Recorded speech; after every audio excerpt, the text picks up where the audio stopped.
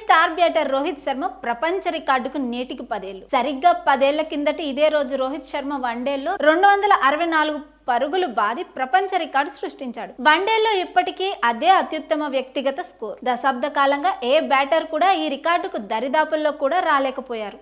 2014 November 13 Bharat Sri Lanka మధ్య Eden gardens వేదికగా match జరగగా Rohit తన ఇన్నింగ్స్ తో సునామీ సృష్టించాడు. శ్రీలంక బౌలర్లపై ఏ మాత్రం కనికరం లేకుండా ఊచకోత కోస్తూ 173 బంతుల్లో 33 ఫోర్లు 9 సిక్స్లతో ఏకంగా 264 పరుగులు బాది వన్డేల్లో ఒక జట్టు ప్లేయర్ అంతా సాధించే స్కోర్ చేసి క్రికెట్ ప్రపంచాన్ని ఆశ్చర్యపరిచాడు. రోహిత్ దెబ్బకు భారత్ ఆ మ్యాచ్ లో 404/5 భారీ స్కోర్ చేయగా అనంతరం శ్రీలంకను 251 పరుగులకి ఆల్అౌట్ అయింది. అంటే రోహిత్ కంటే శ్రీలంక ఇంకా 13 పరుగులు తక్కువే చేసింది. మరోవైపు వన్డేల్లో 3 డబుల్ సెంచరీలు బాదిన ఏకైక ప్లేయర్ రోహిత్. మరి ఈ రికార్డును ఎవరైనా బద్దలు కొట్టగలరా? కామెంట్ చేయండి.